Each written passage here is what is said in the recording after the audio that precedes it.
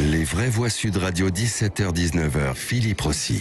Et ce soir, c'est Françoise Degois, voilà, notre vraie voix éditorialiste, Philippe Bilger, magistrat honoraire, le policier Abdoulaye Kanté qui est avec nous et notre premier débat. C'est parti. Quelques jours donc après l'attaque près des anciens locaux de Charlie Hebdo, c'était donc vendredi dernier, le ministre de l'Intérieur a décidé de serrer la vis dans une circulaire envoyée au préfet. Il ordonne l'expulsion systématique des étrangers ayant commis une infraction grave ou alors menaçant l'ordre public. Darmanin qui demande également à ces mêmes préfets de lui rendre des comptes chiffrés tous les 3 mois chaque trimestre. On vous pose donc cette question sur le compte Twitter de Sud Radio. Gérald Darmanin fait-il de la com? Dans quelques instants, un point sur vos votes. Darmanin fait-il de la com? 0826 300 300. Tiens, c'est le duel des vraies voix. C'est l'heure du duel. Et le duel des vraies voix, on accueille Franck qui nous appelle de Paris. Bonsoir Franck. Bonsoir. Bonsoir à vous Franck. Alors si vous le voulez bien, vous allez débattre face à Françoise Degois. Ça vous pose pas de problème, Françoise? Pas du tout, je pense qu'on va pas être d'accord. Bon, très bien. Renvoyez... Moi, j'en sais rien, a priori. Vous n'en savez rien encore. Franck, renvoyer les étrangers qui troublent l'ordre public, c'est de la com pour vous. Il a raison, tiens, Darmanin. Alors la question, je la trouve mal posée. On va rectifier, allez-y. Non, en fait, vous orientez le débat en disant c'est de la com. C'est pas ça la question. La question, c'est de savoir si c'est une mesure qui est légitime, qui est juridiquement conforme. Voilà, c'est ça. On sait surtout que ça va être compliqué à faire. Non mais alors non. Ça.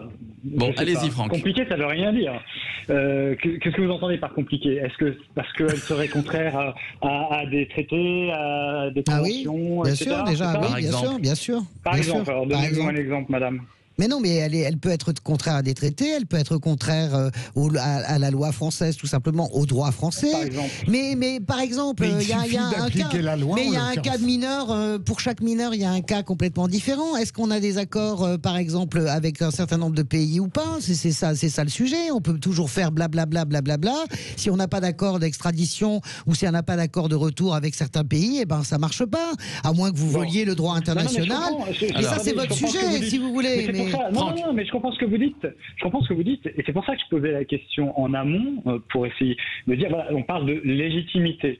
Après, la faisabilité en droit, c'est ça, la faisabilité. La question. Voilà. On peut se poser la question. Mais la légitimité, déjà la légitimité. Avant même de se poser la question de savoir si c'est possible, d'abord dans quel et quel cas, parce que il l'a dit de façon générale, mais par exemple, si on prend quelqu'un qui est étranger en France, qui a 35 ans, qui a égorgé 5 personnes, et dont on connaît le pays de provenance, on a son passeport, on peut dire, voilà, on vous met dehors. Là, ça vous pose un problème, ça, madame? C'est pas que ça me pose un problème, c'est que vous avez un certain nombre d'États qui refusent que vous renvoyez. Non, mais je vous pose à vous simplement la question de la légitimité. On n'est pas. Vous rentrez tout de suite dans le débat du droit, la possibilité. Mais évidemment que c'est légitime. Je suis la première à dire. Non, mais pardon, c'est pas parce que je suis de gauche que moi je suis une nana qui veut que les égorgeurs. Je sais même pas qui vous êtes. Non, voilà, mais moi non plus. Donc voilà, c'est pas la peine. Voilà, non.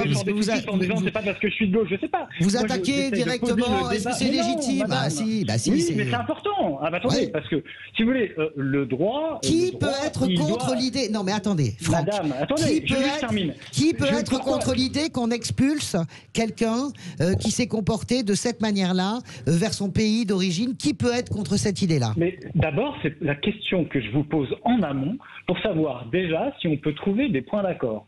Donc, je comprends rien. Mais alors, on va vous départager. Tiens, Philippe Bilger. En réalité, vous aviez à exprimer une opinion et pas seulement à poser des questions.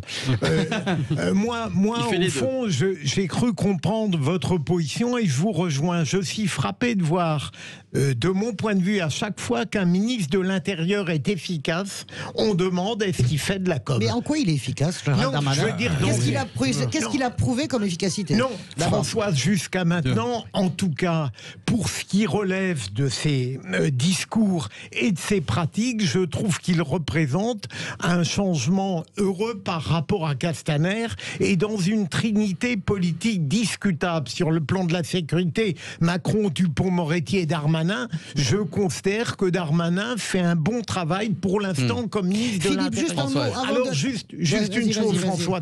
Alors ensuite, quand il rappelle aux préfets qu'ils doivent le faire, il rappelle simplement la loi actuelle. Non mais je suis désolé, écoutez Philippe, il peut rappeler aux préfets, les préfets dépendent directement du ministre de l'Intérieur. Je rappelle que la politique du chiffre a été désastreuse sous Nicolas Sarkozy. Je me souviens de Brice Hortefeux, il me fait penser à Brice Hortefeux, même plus à Nicolas Sarkozy, Brice Hortefeux, ministre de l'Intérieur, qui disait il faut raccompagner tout le monde. On n'a rien raccompagné du tout, parce qu'à un moment donné, vous vous heurtez complètement au droit, et tant mieux qu'on se heurte au droit. On va demander, François, Philippe, mais ça peut être le verbe pour un ministre de l'Intérieur peut être opératoire. Je suis pour le chiffre, moi, en réalité, parce que c'est une manière d'évaluer.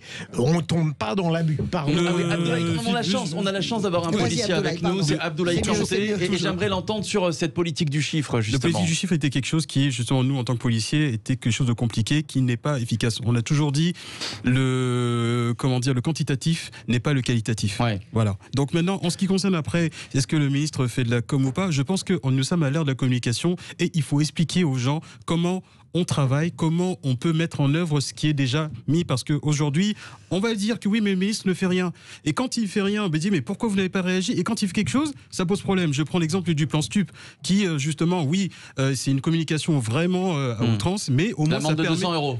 Ça permet de dire que que les forces de l'ordre font leur travail, même si tout est peut-être assujetti à débat. Mais voilà, il y a des trafiquants, voilà. Mais ça, après, c'est autre chose. En ce qui concerne justement les expulsions des personnes justement qui causent des problèmes dans nos pays, justement, donc, et comme l'a dit Françoise, justement, tout doit être fait en fonction du droit, juridiquement si c'est possible. Mais comme le dit Philippe, c'est quelque chose aussi qui est existentiel.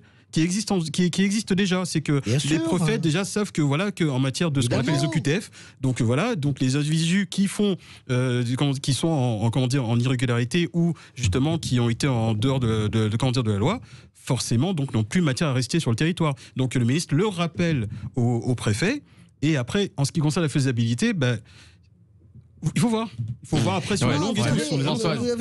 Moi, il y a des choses, je suis absolument scandalisé, par exemple, par ce qui s'est passé. Vous avez Emmanuel Macron aujourd'hui qui continue à faire les gros yeux à Erdogan, et là-dessus, je lui dis bravo. Hein, vraiment, sans l'ombre d'un doute, sans aucun doute, ok.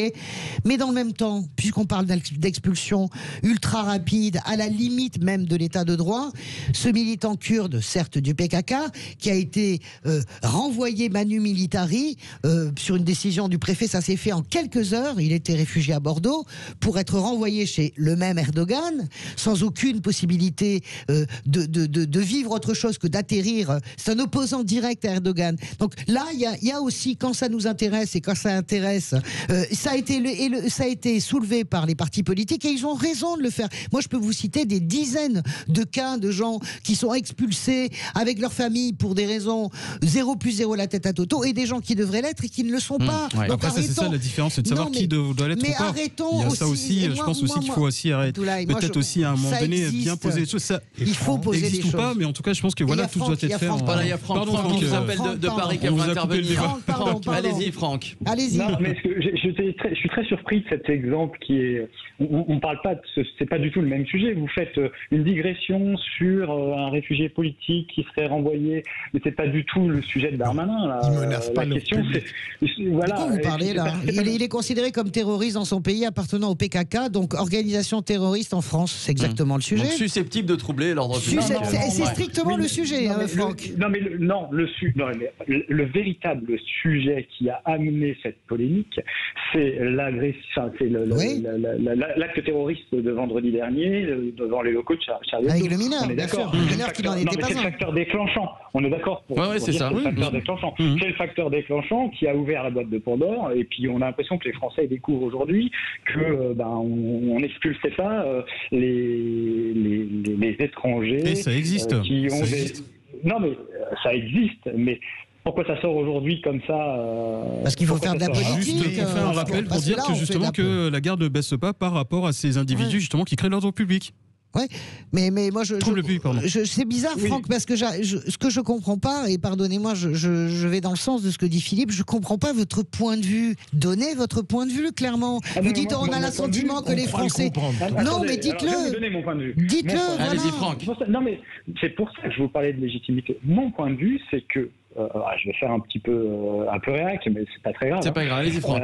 L'habitude. Mon point de vue, c'est que l'habitude. Réac, mais non, je vous taquine. Malheureusement, ça fait une 50aine d'années que mon point de vue n'est pas écouté. Oh, vous êtes un jeune. Parce que on est dans. Bah, si j'ai 50 ans. Donc depuis. Bref, peu importe. Mon point de vue, c'est qu'il est bien évident qu'un étranger en France qui commet un délit doit être sorti. Point. Bien sûr, mais c'est la loi. Mais c'est la loi. Non mais oui, mais si vous voulez d'en aller à se poser la question de savoir si c'est de la com, etc. C'est de l'évidence en fait. Vous voyez, je vous rejoins sur la com. Comme l'a dit Abdoulaye Kanté, tout est communication politique aujourd'hui. Non, il ne faut pas exagérer. Non, mais Abdoulaye a raison. Mais là, c'est tellement gros comme une grosse ficelle. Il y a l'attaque de Charlie et d'un seul coup, on se met à parler des mineurs. Non, mais moi, je suis pas d'accord. Mais tu peux pas. Mais comment, si on ne dit rien, comment ça se passe alors? Comment on mène l'action de l'État si justement l'État mène des actions, mais si il faut arrêter avec le déclaratif. Tu sais, le mieux, ce serait quand même que Gérald Darmanin s'en soit préoccupé avant et que Gérald Darmanin, au lieu d'annoncer une politique de chiffres qui ne mène à rien, et tu le sais très bien, honnêtement, on découvre les mineurs isolés, on ne prend que cependant-là des mineurs qui trichent. Moi, j'aimerais bien que Gérald Darmanin... avec tout ce qui est les migrants qui sont arrivés, justement... Non, mais je suis d'accord avec toi qu'il y a un problème au niveau de ce problème. Mais tu sais où est-ce qu'il est le problème? Le problème aussi, il est dans le fait que ces mômes sont... On peut regarder l'autre aspect de ces mômes qui sont complètement laissés à l'abandon, qui sont complètement hors service, de ces jeunes filles éthiopiennes qui se prostituent pour 5 euros. Tu soulèves quelque chose de très intéressant, donc à savoir comment on accueille justement ces personnes-là. Est-ce que la France a cette possibilité d'accueillir de manière correctement? Ça doit parler des deux sujets. François, il ne le découvre pas aujourd'hui, Darmanin. Allez, Philippe Bilger, on vous a pas entendu. Non, mais les mineurs accompagnés, c'est pas le seul sujet dont parle Darmanin dans sa circulaire. Non, mais là, il parle que de la punition. Moi, j'aimerais que Darmanin nous parle de tout le reste. Non, mais Françoise, bien sûr, mais déjà ça représente un progrès dans une période où, me semble-t-il, on était dans une mollesse démocratique. Ça représente un progrès démagogique pour galoper après le Rassemblement national et ça marchera pas. Non, mais Françoise, plus l'argument du RN. Je l'ai, l'argument est valable partout. Fin du débat, Gérald Darmanin fait-il de la com? C'est un grand oui sur les réseaux sociaux pour 94% de nos auditeurs. J'aimerais remercier Franck d'avoir débattu avec Françoise de Gois. C'était pas facile, Franck. Avec tout le monde. Avec tout le monde, mais beaucoup avec Françoise. Donc bravo à vous, Franck. On va se retrouver dans quelques instants. On va poursuivre tous ensemble les débats des vraies voix. Tiens, vous savez quel est le mot préféré des écolos, Françoise? C'est pas. Interdiction. Eh oui, le député écologiste Mathieu Orphelin veut interdire la publicité de certaines marques de voitures polluantes. Fini les campagnes de pub pour les voitures essence ou diesel. Les écolos marchent-ils sur la tête? Est-ce qu'ils ont raison de vouloir interdire ces campagnes de pub? 0826 300, qu'est-ce que vous en pensez? On en débat dans quelques instants avec vous. À tout de suite.